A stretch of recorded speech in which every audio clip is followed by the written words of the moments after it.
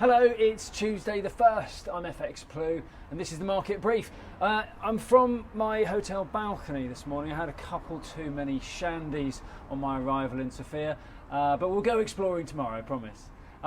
Today the MPC meeting kicks off. Speculation is growing that we'll see 75 basis points of a rate hike, which would bring rates to 3%, and it would be the biggest rate hike that the UK has seen in over 30 years. But arguably it does need to be done.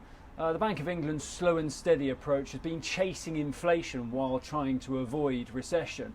And this has drawn plenty of criticism because while inflation remains high, Governor Bailey has already acknowledged that the country is heading for a recession. Arguably it's a little bit odd that it's taken them so long to increase the size of the rate hikes. But 75 basis points will likely move us past the neutral rate and into restrictive territory, and in parallel, mortgage rates will rise again.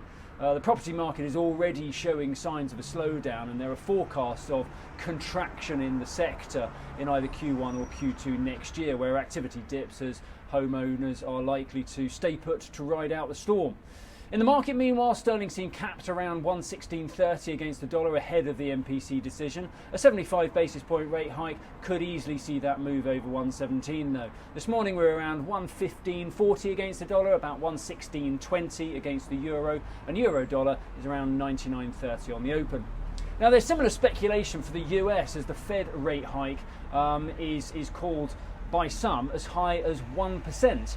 Wider sentiment suggests that 75 basis points is more likely. That would make it 4 in a row and would be a big step into restrictive territory stateside, where inflation remains stubbornly high, over 8%. Speculation continues around the risk of a US recession, and many banks are looking towards Q1 now, and many are expected to set aside portions of their year-end profits to offset against the loan defaults expected from higher rates.